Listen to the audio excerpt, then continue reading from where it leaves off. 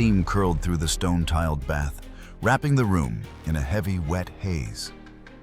A half-finished glass of red wine sat on the rim. And in the water, the king lay slumped forward. Was it a stroke? A heat-fueled seizure after too much wine? Or an unseen hand forcing him under? Why did Wenceslaus IV die here, just weeks after Prague hurled its officials out the window? In this video, we uncover the contested death of a king born to rule, yet ended in steam, rumor, and silence. Wenceslaus IV entered the world on February 26, 1361, in the imperial city of Nuremberg, already wrapped in the weight of a dynasty. His father was Charles IV, Holy Roman Emperor, a master statesman and one of the most admired rulers of the Middle Ages. His mother, Anna of Schweidnitz, was young, graceful, and beloved at court. But before her son's first birthday, she was gone, dead from complications after childbirth with a second child who would not survive. The baby prince, still swaddled in silk, had lost the one figure who might have softened the edges of court life. That loss left a gap no ceremony could fill. In the great halls of Prague, where tapestries muffled footsteps and incense perfumed the air, Wenceslaus's childhood was shaped not by a mother's hand, but by tutors, chamberlains, and the rigid order of royal protocol. He learned to walk beneath frescoed ceilings, to speak in the formal tones of Latin and German, to ride and hunt before most boys his age could read. But he also learned early that affection was rare in a palace, and that the crown's weight was measured in expectations, not tenderness. When he was just 15, his father orchestrated his election as King of the Romans, the title given to the heir to the Holy Roman Empire. The coronation was dazzling. Gold-threaded robes, jeweled crowns, processions through streets lined with banners. On parchment, Wenceslaus became one of the most powerful figures in Christendom. In reality, he was a teenager suddenly draped in the mantle of rulership before he had grown into the man beneath it. Prague, now the glittering capital of Charles IV's empire, became the stage for Wenceslaus's youth. The Gothic spires of St. Vitus Cathedral pierced the sky. The Charles Bridge bustled with merchants, pilgrims, and dignitaries. By day, the young king appeared in state, attending audiences, listening to petitions, and sitting beside his father at council. By night, the city offered other pleasures, hunting parties, lavish banquets, and the first taste of wine that would in time become a constant companion. From the outside, the boy king seemed blessed. Handsome in his youth, dressed in the finest velvets, surrounded by the elite of Europe. But diplomatic letters from foreign envoys hint at an undercurrent. Moody, difficult to rouse, more inclined to sport than to serious counsel. Some noted his quick temper, others his restlessness in formal settings. It was as if two rhythms were playing at once in his life. One, the measured, ceremonial march laid down by his father. The other, a faster, erratic beat, all his own. Those closest to him saw flashes of brilliance, keen wit in conversation, courage in the hunt, a surprising memory for faces and names. But they also saw a young man who bristled under criticism, who withdrew when challenged, and who sought distraction when duty weighed too heavily. The summers were hardest. Wenceslaus was sensitive to heat, often flushed and irritable on sweltering days, his mood worsening after too much drink. As he grew into adulthood, these traits did not fade.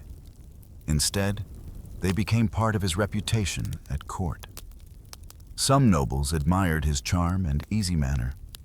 Others whispered that he preferred the chase of a stag to the grind of governance, that he was too quick to anger and too slow to act. Still, Charles IV shielded him. The emperor was a master at balancing the empire's competing factions, and he ensured that his son's shortcomings were kept from public scandal. But protection can become a prison. By the time Wenceslaus inherited the crown of Bohemia in 1378, following his father's death, the cushion between him and the harsh realities of politics was gone. He was now the sole ruler of a kingdom at the heart of a fractured empire. The Holy Roman Empire was not a monolith. It was a patchwork of semi-independent states, bishoprics, and free cities, each with its own ambitions.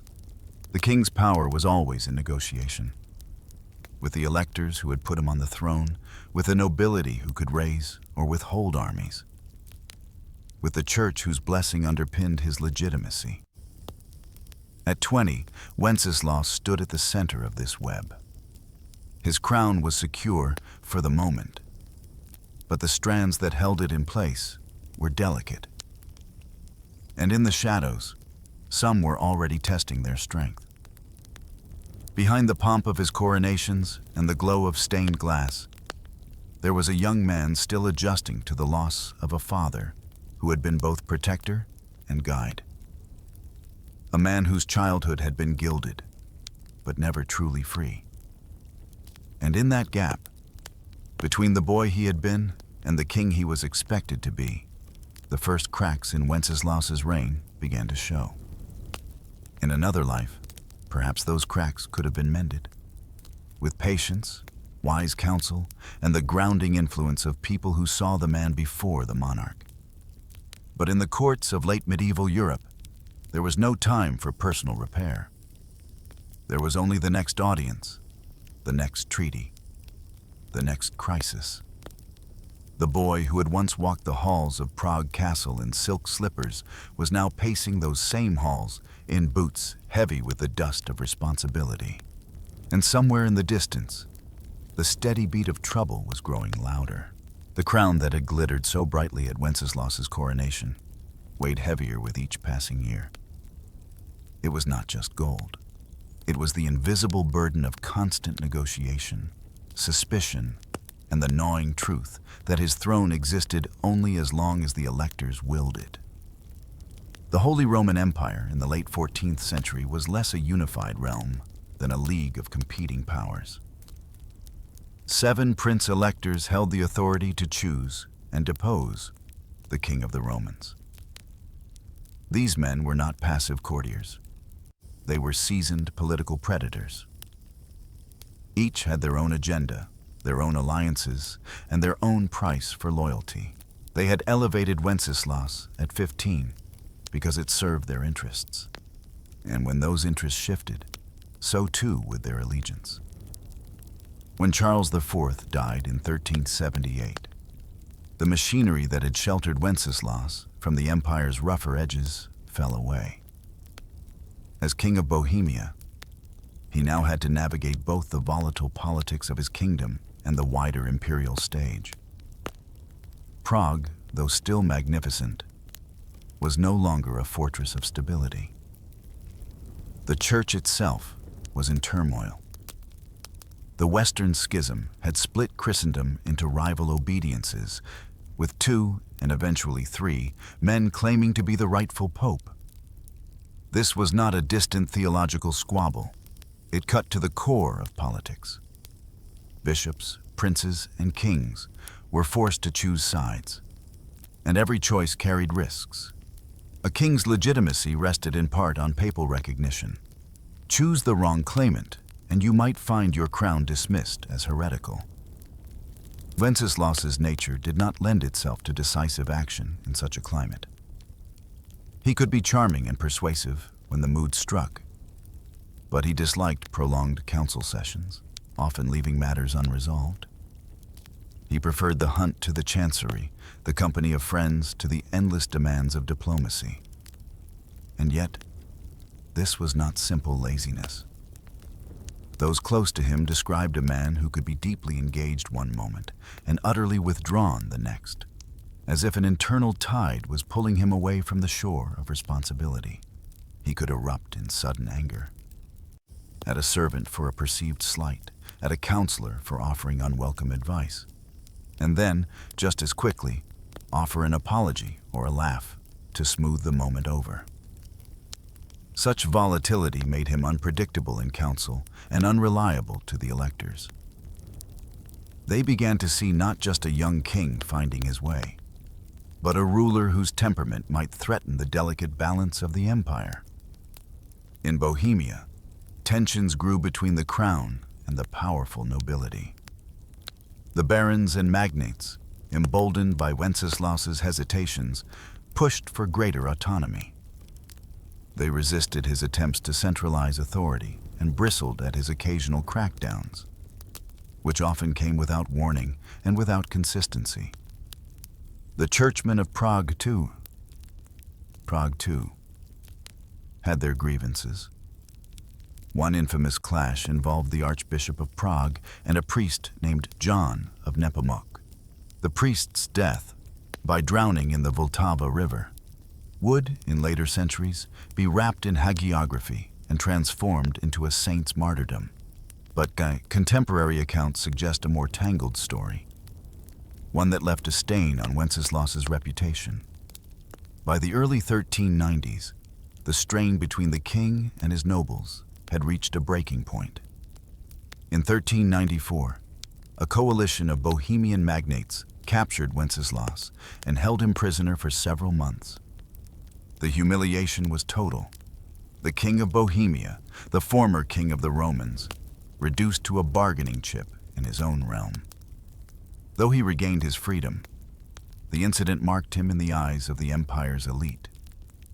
6 years later, in 1400, the electors moved decisively. In a formal act, they deposed Wenceslaus as king of the Romans, citing neglect of imperial duties and an inability to maintain order. The title was handed to Rupert of the Palatinate. It was a public stripping of status, and while Wenceslaus remained king of Bohemia, the loss of the imperial crown was a wound that never healed. His authority in Germany was gone. His influence over the broader empire had evaporated. Still, he did not retreat entirely. There were moments when he seemed determined to reassert control. Periods of reform, attempts to mediate disputes, gestures toward conciliation. But these were often short-lived, undermined by his own inconsistent attention and by the entrenched distrust of those around him. The cracks in his reign were no longer subtle. They had widened into fissures visible to all who cared to look. Foreign envoys wrote back to their courts with pointed assessments. Wenceslaus was more concerned with pleasure than governance, ill-suited to the times. A king without the discipline to meet the challenges before him. To the people of Bohemia, he was still the monarch, still the face on coins and the figure in ceremonial processions. But behind the closed doors of the royal palace, he was a man already living under a shadow, a ruler whose throne rested on foundations he could neither see nor strengthen. And somewhere in the streets of Prague, in the churches and taverns, new voices were rising. Voices that spoke of reform, of corruption in the church, of a faith stripped back to its purest form. These voices would soon grow louder, and when they did, Wenceslaus would find himself trapped between forces he could not control and expectations he could no longer meet. The burden of the crown had not yet crushed him, but it was pressing harder, and the first real test of whether he could bear it was drawing near. For more than a decade, the embers of unrest in Bohemia had smoldered beneath the surface, visible only to those who dared to look closely. The trial and execution of Jan Hus in 1415 was the gust of wind that turned those embers into open flame. Hus, a brilliant and uncompromising preacher, had called for reforms within the Catholic Church. He spoke against corruption, indulgences, and the moral failings of the clergy. To many in Bohemia, he was not just a priest, but a national voice, articulating grievances that had been whispered for years. When he was summoned to the Council of Constance under a promise of safe conduct, there was hope he would return with a chance to push reform from within. Instead, Hus was condemned as a heretic and burned at the stake. News of his death traveled across Europe, but nowhere did it strike harder than in Prague. For the reform-minded, it was proof of the church's intransigence. For the monarchy, it was a dangerous rallying point. And for Wenceslaus, it was a problem he was ill-equipped to solve. His position was precarious. As king, he owed allegiance to the church and to the pope, whichever claimant he supported at the time. But as ruler of Bohemia, he could not ignore the rising tide of Hussite sentiment among his subjects, especially among the lower nobility and common people. To side fully with the church risked alienating half his realm. To support the Hussites risked excommunication and war. Wenceslaus tried to walk a middle path, an act of balancing that in calmer times might have been seen as prudent. In the volatile climate of 1419, it was viewed as weakness. To the reformers, he was a coward who would not defend their cause. To the conservative nobility and clergy, he was a dangerous appeaser. As the summer wore on, tensions thickened like storm clouds over Prague. The city was divided not just by theology, but by neighborhoods, guilds, and family loyalties. Preachers thundered in pulpits, processions turned into protests, and every rumor felt like a spark waiting to catch. The spark came on July 30th, 1419. That morning, a Hussite procession led by the radical priest Jan Jalivsky made its way toward the new town hall in Prague. They were not there to chant hymns. They demanded the release of imprisoned Hussites and the removal of officials hostile to their movement. The confrontation escalated quickly. Inside the hall, the councillors refused the demands.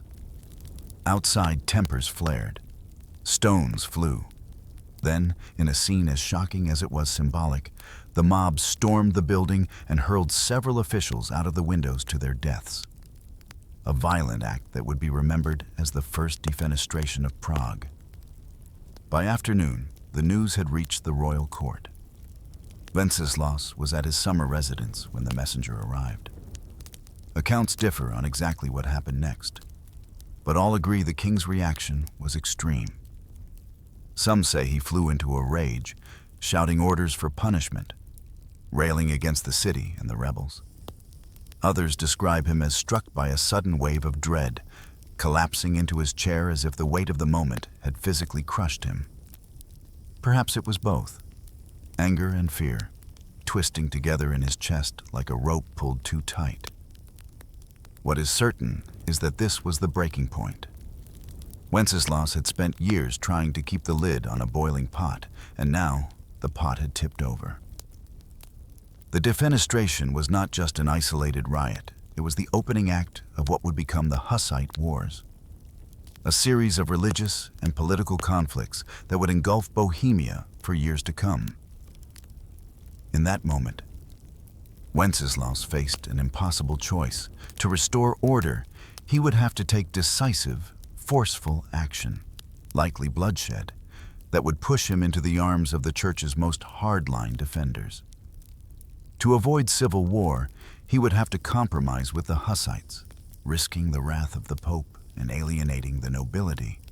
And Wenceslaus was no longer the young man who could summon flashes of charm and cunning to win a day. He was older now, his health less reliable, his stamina worn thin by years of political strain and personal indulgence. The hot summer air pressed down on him, thick and suffocating. Those around him saw the change immediately. His wife, Queen Sophia of Bavaria, reportedly tried to calm him, but he was restless, pacing, muttering, unable to focus. He spoke of betrayal, of enemies in every shadow. The messengers kept coming, each with worse news than the last. Street clashes, seized buildings, open defiance of royal orders. Within days, Wenceslaus had withdrawn to his residence at Novi Hrad u Kunradek, a summer palace surrounded by woods. He closed the gates to most visitors. Court business slowed. Decisions were delayed or delegated. The king, who had once been at the center of the realm's affairs, now seemed to be orbiting somewhere far outside them. The defenestration had not just shaken the foundations of his rule. It had cracked something inside him. And in that fracture, the final act of Wenceslaus's life was about to unfold. The summer palace at Novi Hrad u Kunratic was meant to be an escape, a place of fresh air, shaded courtyards, and the quiet hum of the countryside. But in August 1419, it became a gilded cage. After the first defenestration of Prague, Wenceslaus retreated here as if fleeing a contagion. The palace gates shut behind him, and the drawbridge might as well have been pulled up. Couriers still came and went, but fewer than before. News from Prague arrived clipped, filtered, and carefully worded. It was as though his own government had decided he could no longer be trusted with the unvarnished truth. The king's days fell into a strange rhythm, part boredom, part agitation. He woke late, complaining of headaches and restless sleep. The summer heat was relentless, pooling in the palace halls, seeping into his chambers no matter how many shutters were drawn. He sweated through fine linen shirts and bathed often, trying to cool himself. Wine was his constant companion, the goblet rarely far from his hand. Those close to him began noticing changes, small at first, then harder to ignore. His hands sometimes trembled when he signed documents.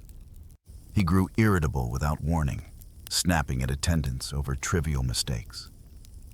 At other times, he seemed almost absent, staring past people as if they weren't there.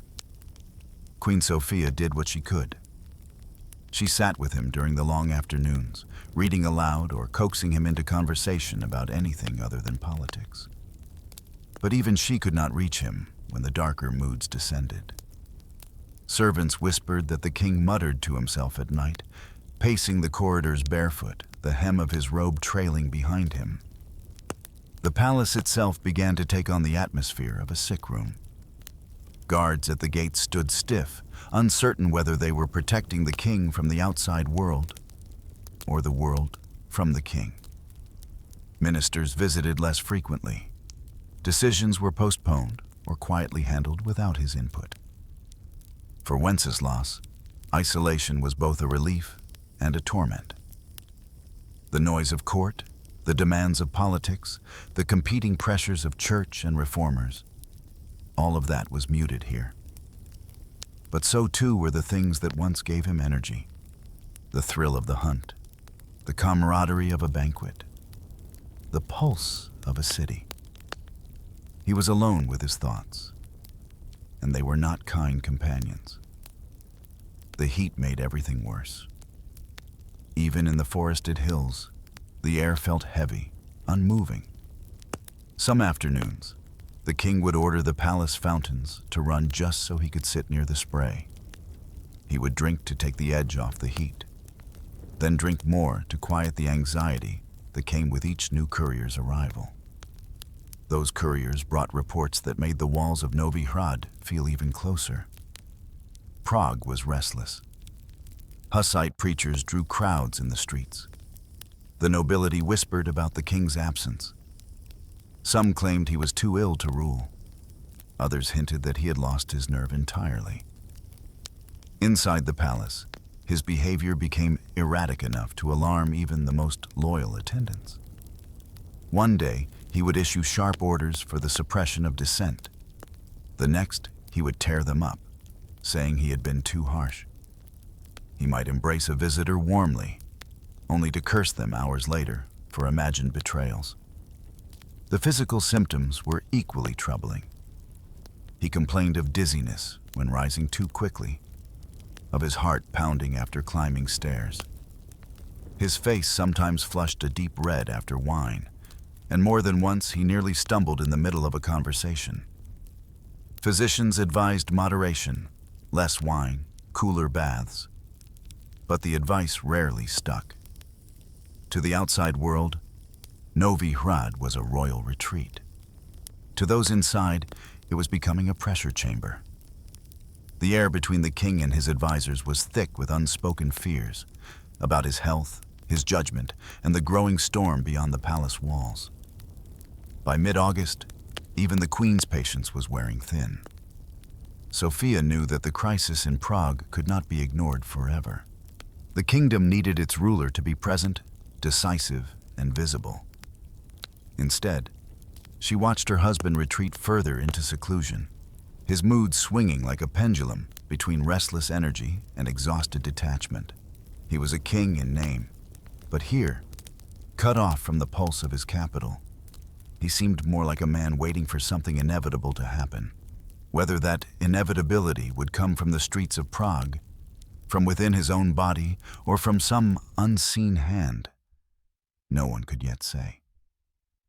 The walls of Novi Hrad kept him in. They also kept the world out. And in that narrowing space between, Wenceslaus's final chapter was beginning to write itself. The August heat in 1419 was unrelenting, pressing down on Novi Hrad like a leaden lid. Even in the shaded courtyards, the air barely moved. Inside, the palace felt stifling, stone walls holding the warmth long into the night, the scent of heated mortar and candle wax clinging to the corridors. For Wenceslaus, each day blurred into the next. He drank to sleep, drank to wake, drank to forget the images that haunted him. The angry crowds in Prague, the crash of bodies hitting the street below the town hall windows, the looks on the faces of those who had once called him their king with pride.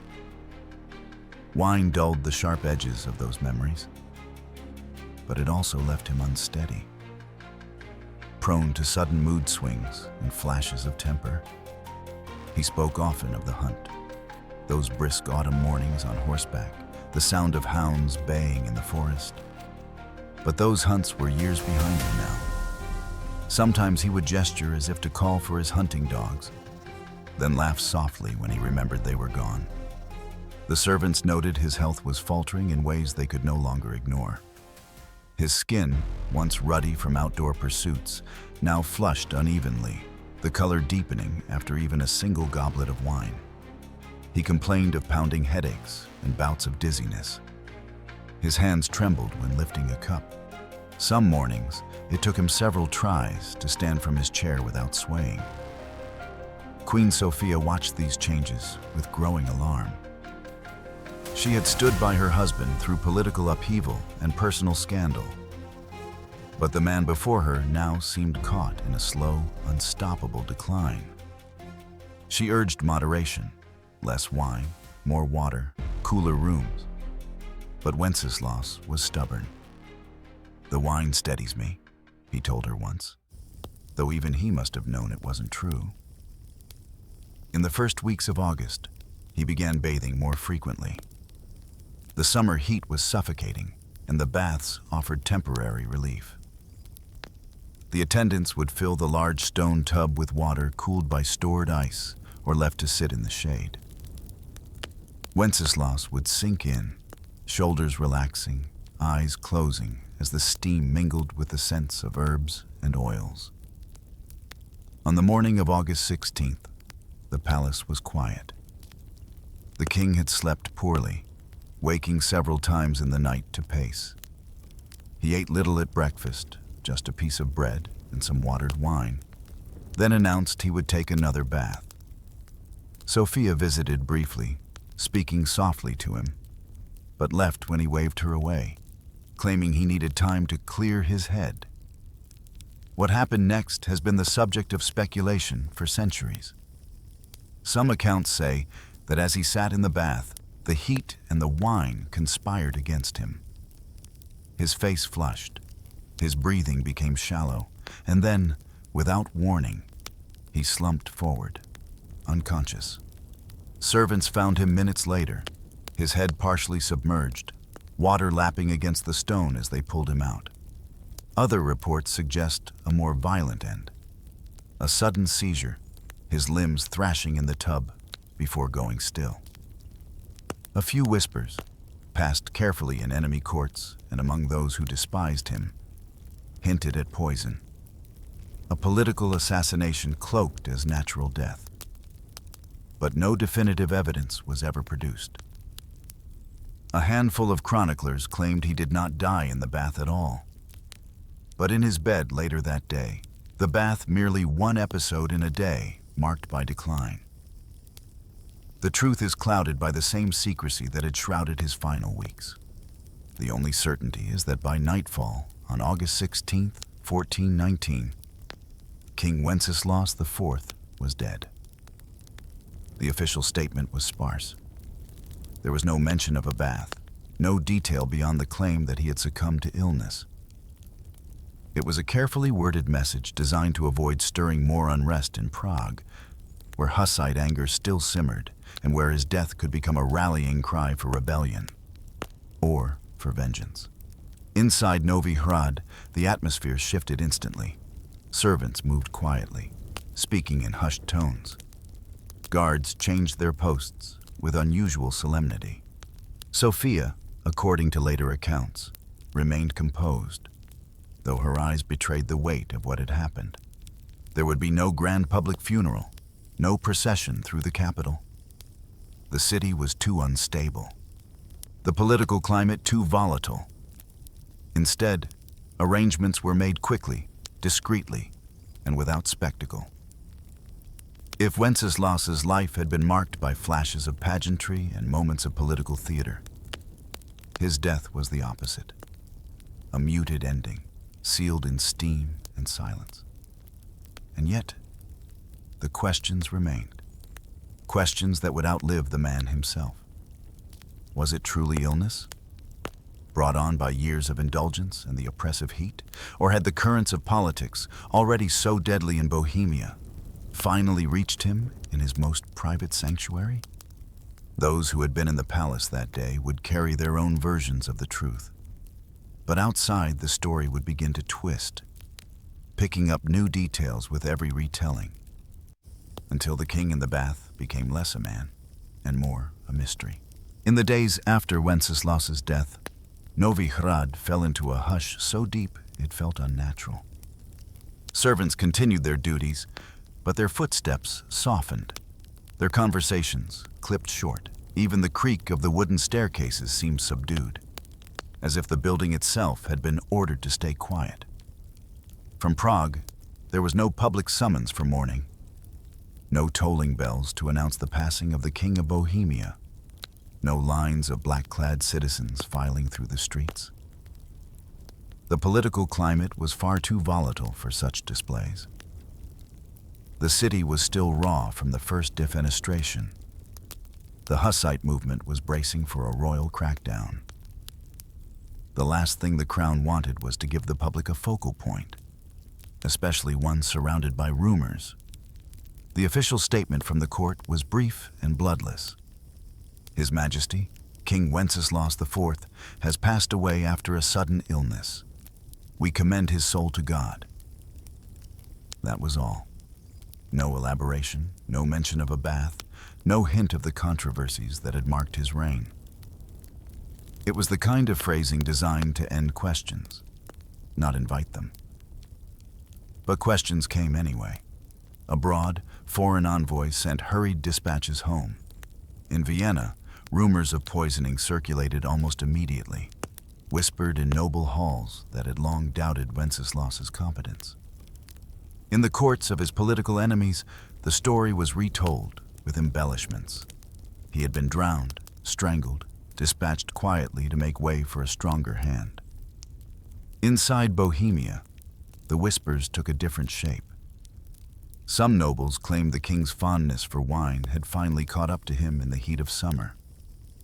Others spoke in knowing tones of a seizure in the bath, though few dared say so in public.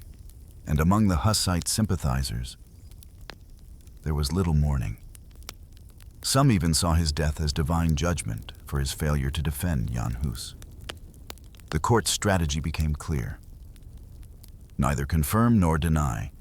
Allow the foreign rumors to be dismissed as enemy propaganda. Let the domestic speculation die out for lack of official acknowledgement. Control the narrative by refusing to give it oxygen. Portraits of the late king began quietly disappearing from public galleries. His likeness in official halls was replaced with that of his successor.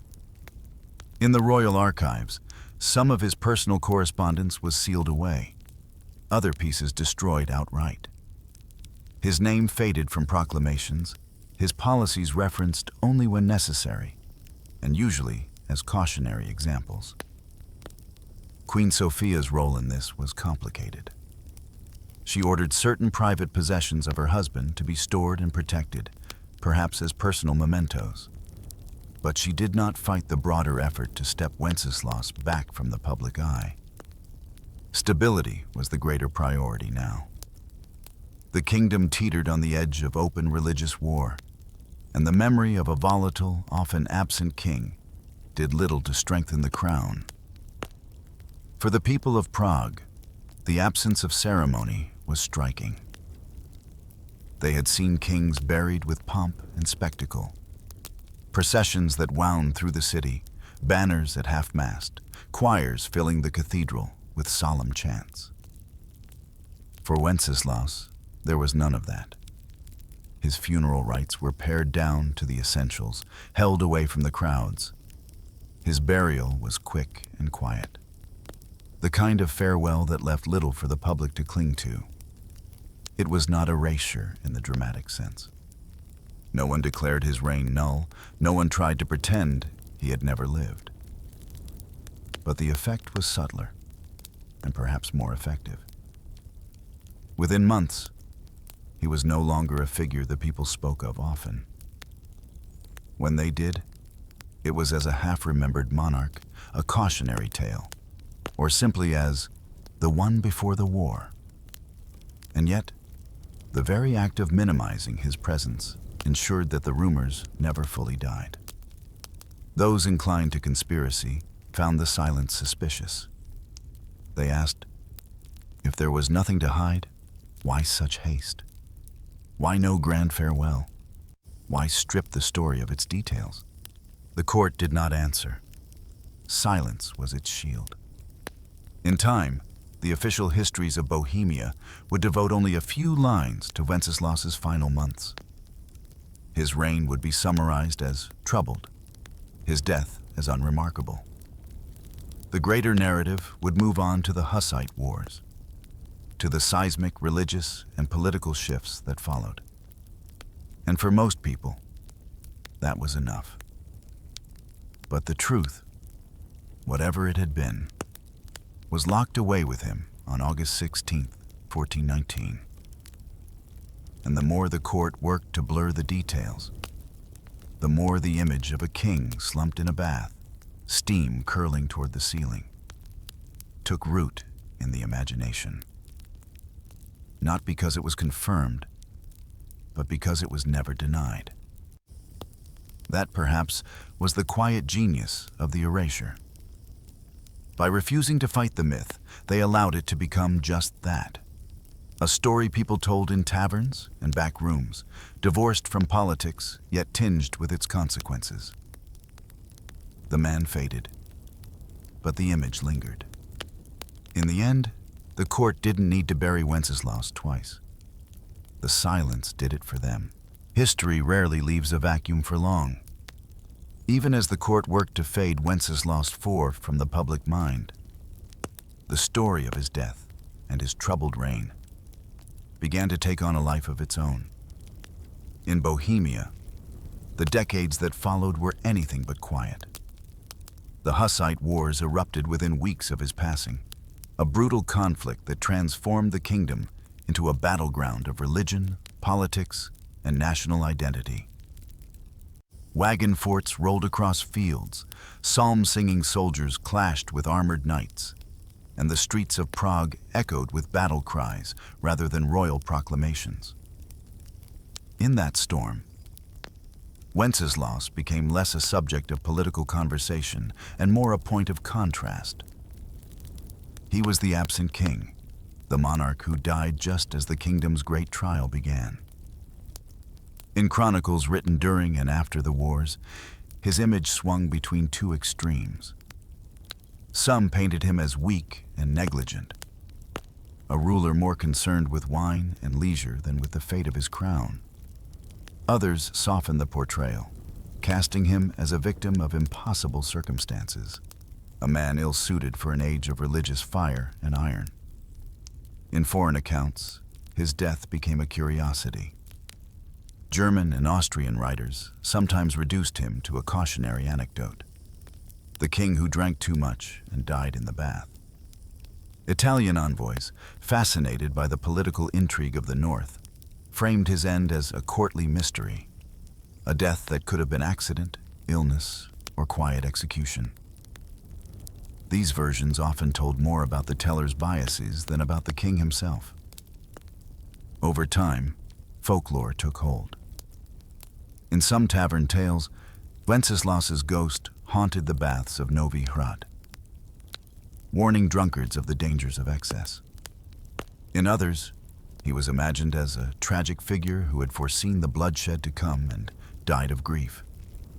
Rural storytellers, less concerned with accuracy, sometimes merged him with other historical Wenceslauses, blurring him into the good king of Christmas carols or the martyr of earlier centuries. The real man dissolved into archetype.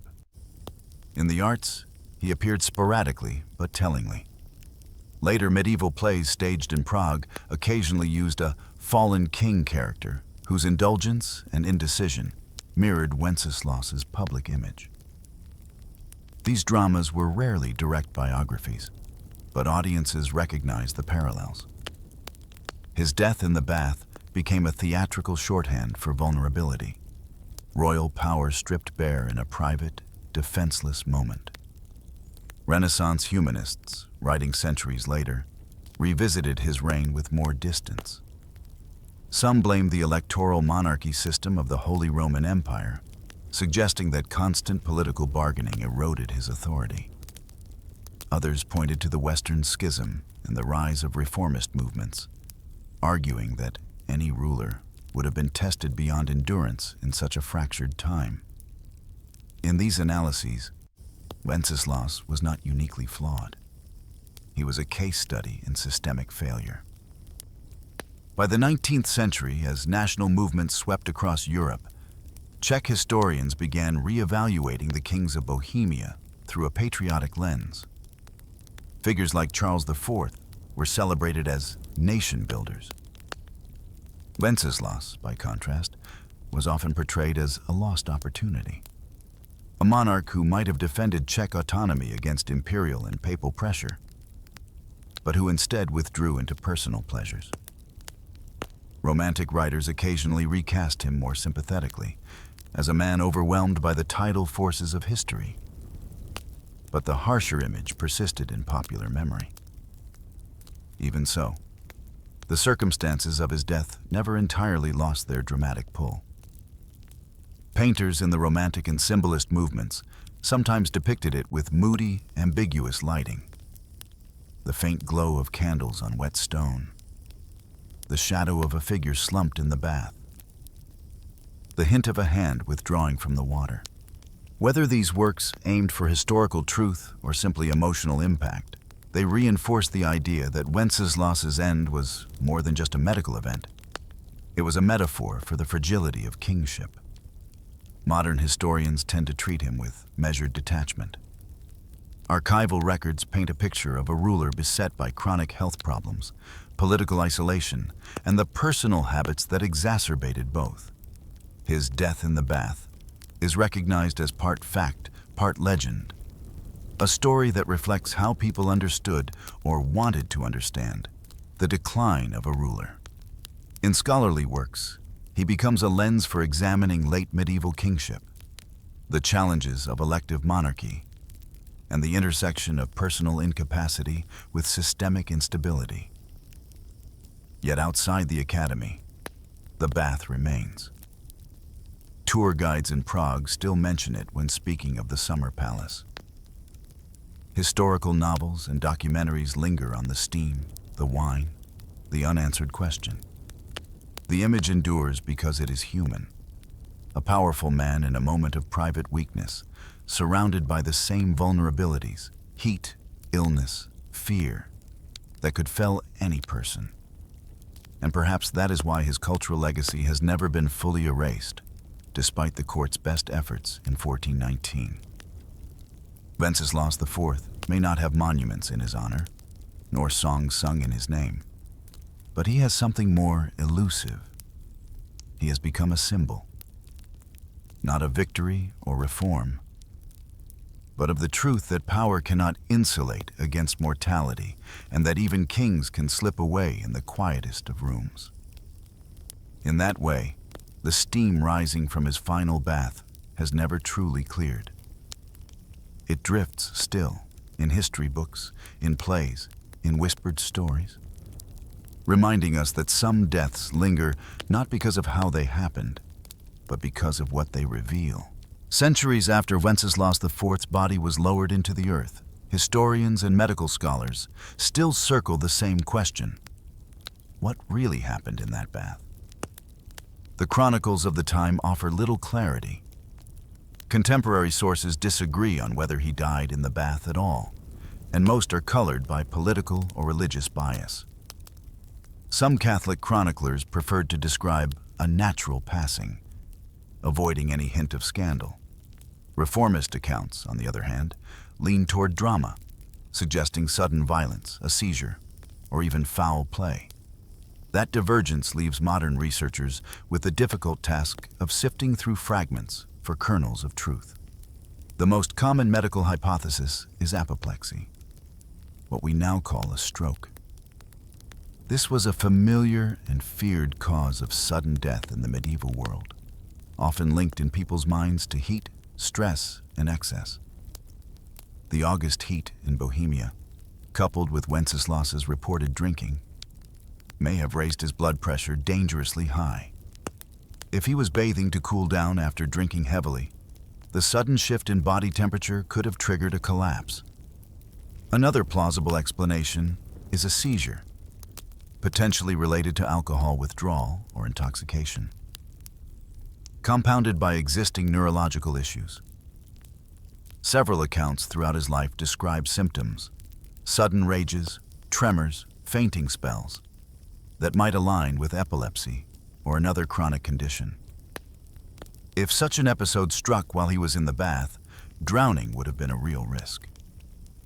And then there is the political murder theory, enticing but problematic. The argument for assassination points to the timing. His death came just weeks after the first defenestration of Prague, when tensions between the crown, the Catholic hierarchy, and the Hussite reformers were at their peak. Wenceslaus's unpredictable leadership had alienated both allies and enemies, making him a liability to all sides.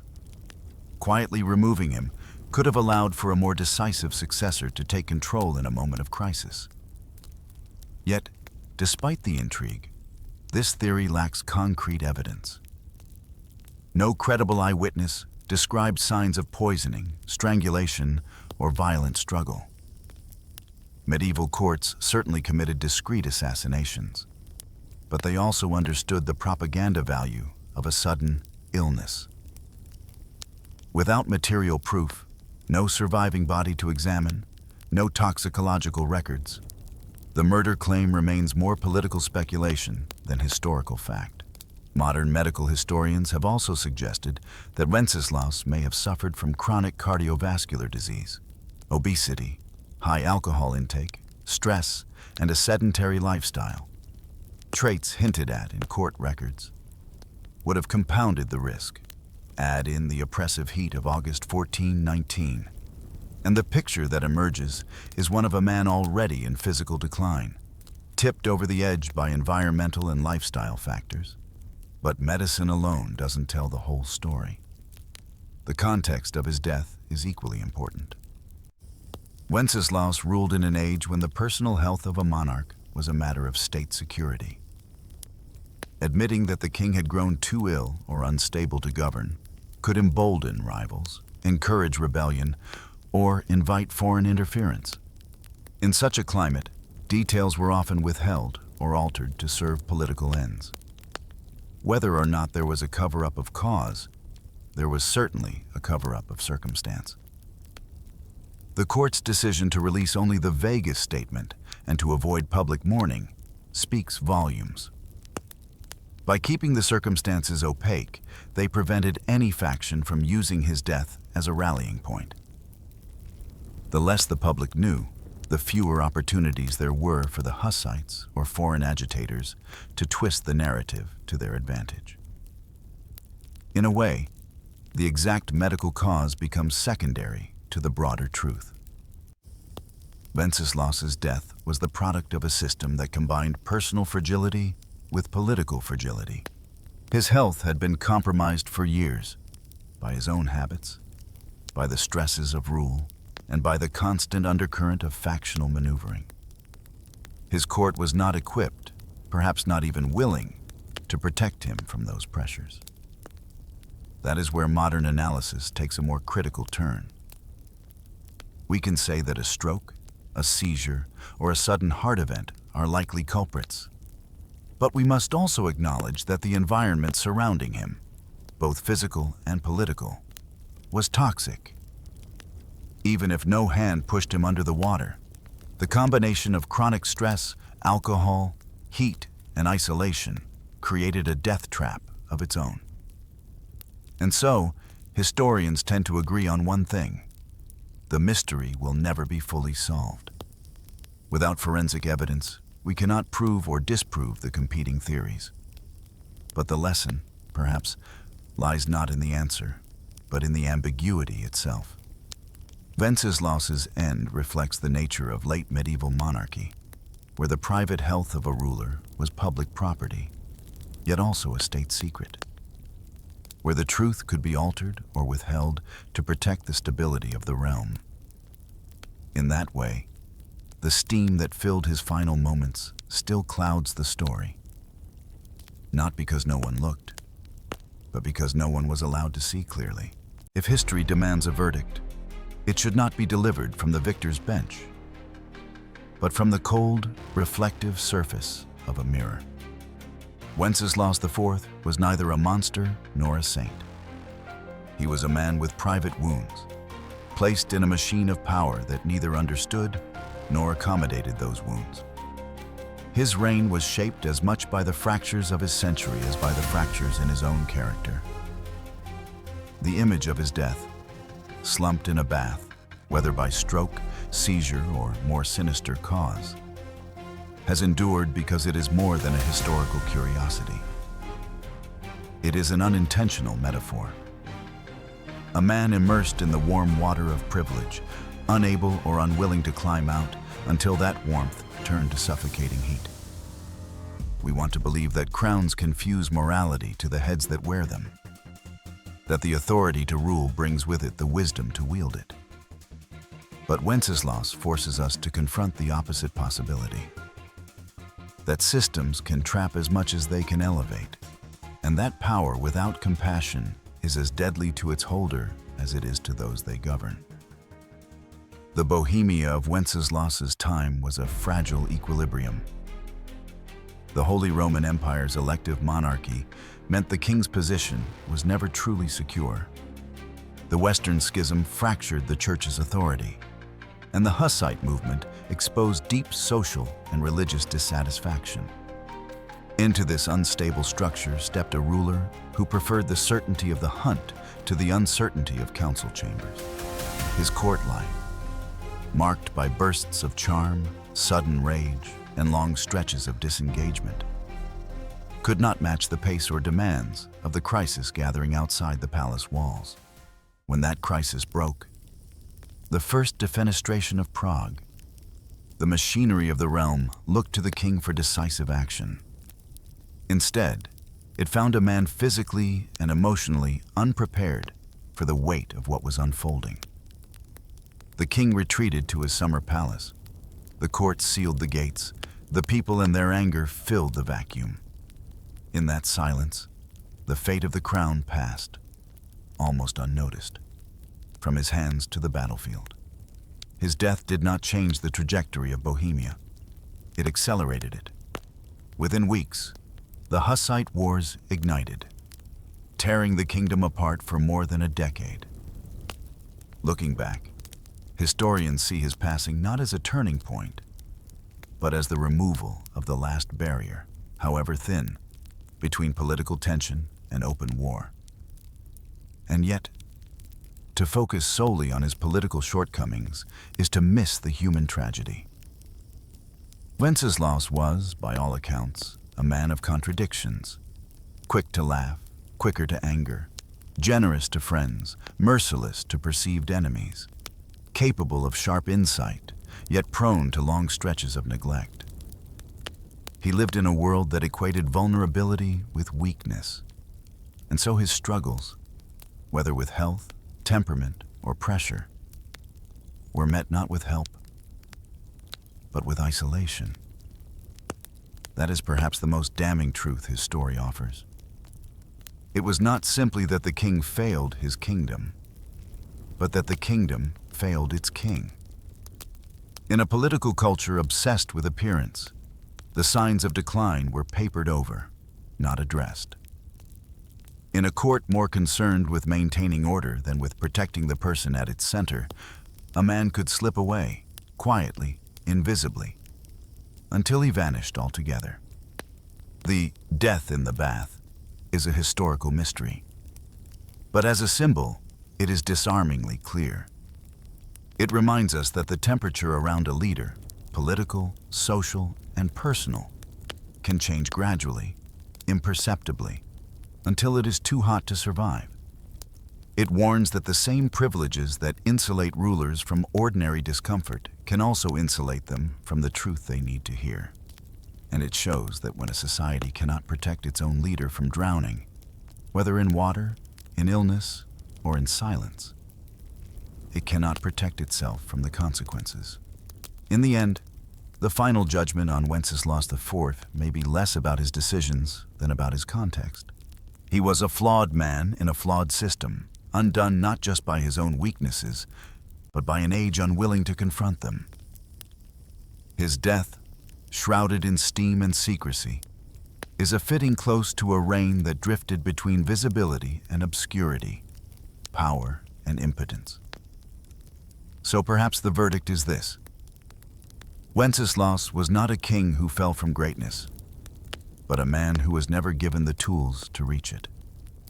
His life, and especially his death, challenge us to ask not only how leaders fail their people, but how systems fail their leaders. Because in the echo of that summer bath, we hear more than the collapse of a single man. We hear the hiss of steam in a sealed room, the murmur of courtiers beyond the door, and the silence of a crown that could not save the one who wore it. Thank you for walking with us through the rise and fall of Wenceslaus IV, a king born into gold, yet ending his days in steam and silence. His life is a reminder that power, without empathy, becomes a cage that privilege can insulate as much as it protects, and that sometimes the cost of failing to care for one man is paid by an entire kingdom. We tell these stories not to excuse the failures of history, but to understand them, to see beyond the portraits and titles, into the human lives that carried them, and to make sure that those erased between the lines of official accounts are, at least here, given a voice. In Dark Ages Unveiled, our commitment is simple. We separate fact from legend. We note where history still argues, and we keep the humanity at the center of the history, even when the people we study lived centuries ago. If you believe that histories forgotten deserve to be heard, if you value looking past the myths to the complicated truth, help us keep these voices alive. Subscribe, like, and share this video. Each click and comment keeps the memory of these lives from sinking back into the silence that claimed them once before. Because the past doesn't just live in archives and old books. It breathes in the lessons we choose to carry forward. And perhaps the clearest lesson from Wenceslaus IV's life is this: no crown, no fortress, and no title is enough to save a person from neglect. The only thing that can do that is care, and care is a choice. Until next time, stay curious, stay compassionate, and remember, not all the dead are buried in silence.